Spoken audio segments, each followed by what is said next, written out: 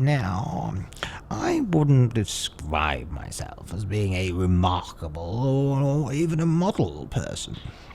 Far from it, but there's no trace of evil in me either. I'm what you might call morally middle road, straight and narrow, a good, honest, upright, decent citizen, and I don't think that I can be accused for so describing myself. Anyway, less of such banter. I am an all-right person, as just mentioned, and nonetheless I had a curious thought the other day, and it went something like this.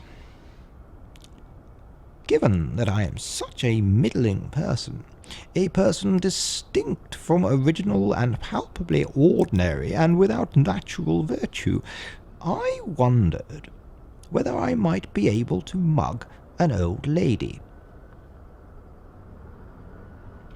Now, the thought only just suddenly occurred to me, just as I was walking out of John Lewis. Here I am, such a middling person, quite upstanding in a downright sort of way, and I am not free to mug an old lady. Would it be possible for a person who has just described himself as such a morally unintelligent agent would have sufficient liberty to undertake such a bold and frankly illegal enterprise? Well, I sat down at Harvey's for a nice cocktail to cool off, and decided I would put my brain to it. As far as I could see it, I would just need to go to an area where people would be unlikely to recognize me, and then go in some shop where there is no suspicion, like the caviar shop or something like that, and then select a suitable victim. Then I would follow her, without purchasing any caviar, of course, because a bag full of caviar would be quite a good clue if I were to drop it somewhere during the actual mugging.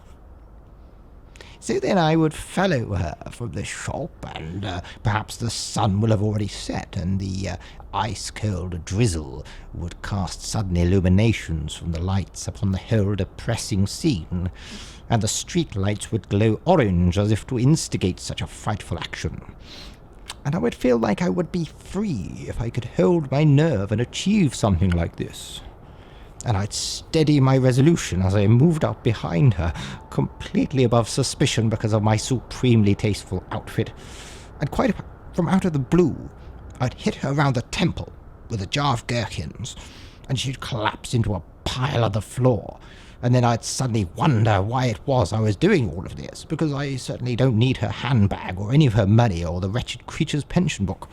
And I turned fearful, like I wanted to get home, like I wanted to be back on the right side of the law again. And I never wanted to think again like a reckless libertine, so cocksure of himself. And this would all happen in the instant, and then I'd bolt and run away to somewhere I'd be seen by everyone. So I'd slip discreetly onto a train, and I'd look at everyone's faces like perhaps they knew about me. Or they didn't, or instead I'd go to an art gallery, or better still, I'd better come here to Harvey's, because everyone here will vouch for me, and because the perception of time so diminishes during the consumption of cocktails that people wouldn't be certain of the time I'd been there.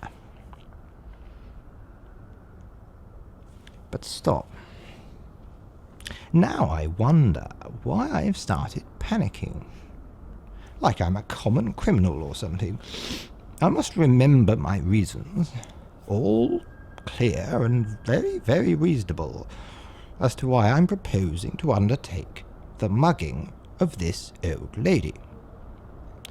I want to know myself. It can't be a morally reprehensible act to mug somebody without any malice, but purely in the pursuit of self-knowledge. Because, to be sure, this enterprise will teach me more about myself.